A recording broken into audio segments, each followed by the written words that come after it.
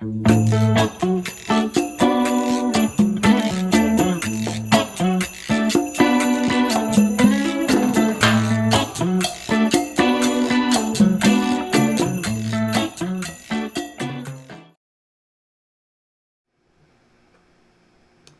Alta Mesa, welcome to Alta Mesa's Holiday Craft Show.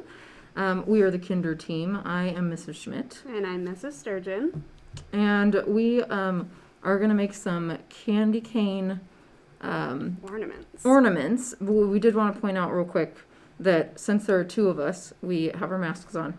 And we're far enough away in order to still be in the picture, and I, did everything that we could to wash our hands and wipe down the table and all that. So we're trying to be safe with that, but we wanted to do it together because we sure miss you guys. So you want to explain some of the stuff that we have? So you want to make sure that you have your pipe cleaners. We have white and red beads. I have pony beads, and and then I chose the tri beads just to kind of show you guys. So they've got 3 little spots on them. And then you're also going to need some ribbon if you want to hang it on your tree. And then we also grabbed a couple paper clips just in case you don't have the little tree hangers. And then our scissors for cutting. Yeah.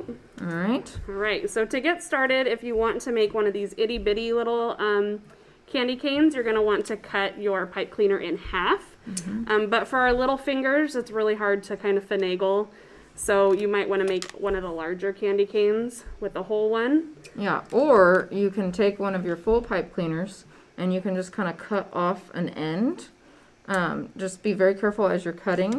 One of the other things we wanted to tell you guys is that when you're using your beads, please make sure that you're in kind of a safe place. You don't have little brothers or sisters that are going to come around and hold the beads, or dogs that can get a hold of that sort of stuff. It's something that you want to keep on the table and not drop on the floor or anything like that. So I cut off a little piece for mine that I'm going to go ahead and do. I'm going to cut off a little piece for mine too.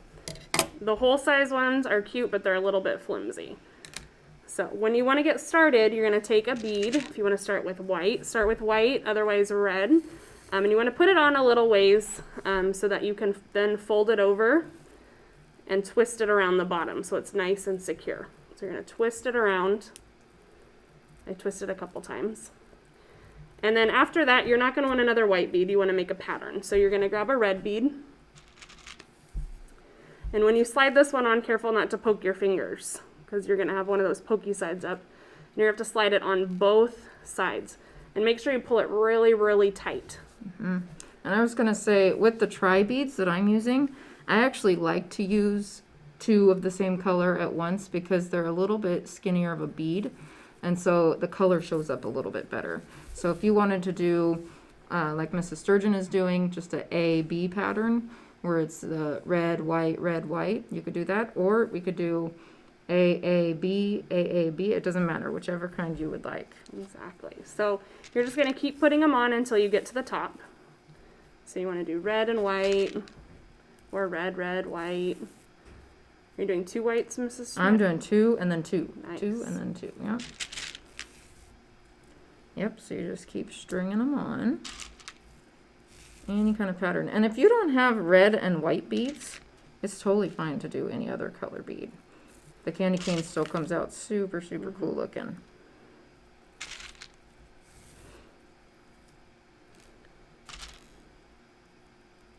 Alright. Stringing it on. So you don't want to put the beads all the way to the top. Otherwise you won't have enough space to twist that top bead on. So when you get close, oh yeah, didn't want to forget stop about and that wait part. for the next step. And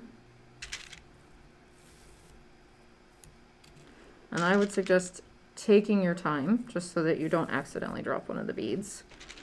That would make a bead disappear.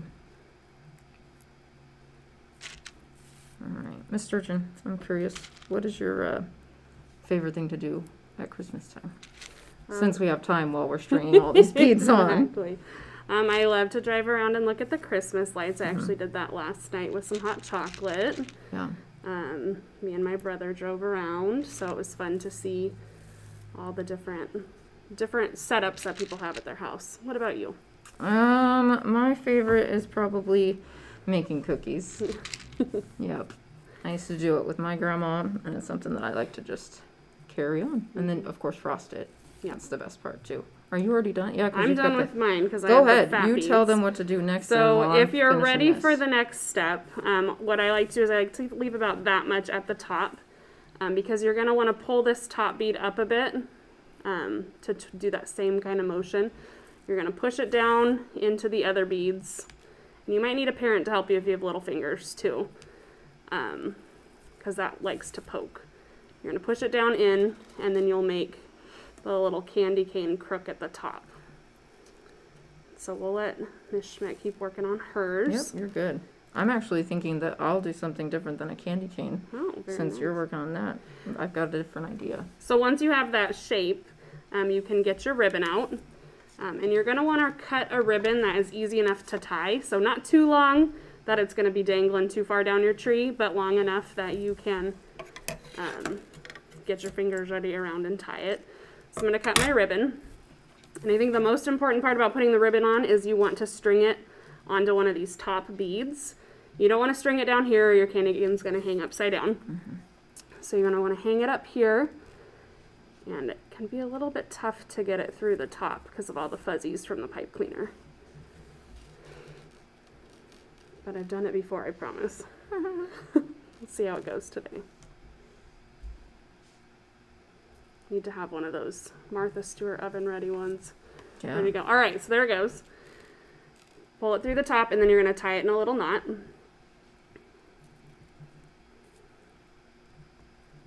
And once your knot is all finished, you can either hang it on the tree like this, but sometimes our trees don't like to hold on. So if you do have a paper clip handy, and you don't have any of those clips, you can make the paper clip into a little tree hanger. And you can make your little candy cane.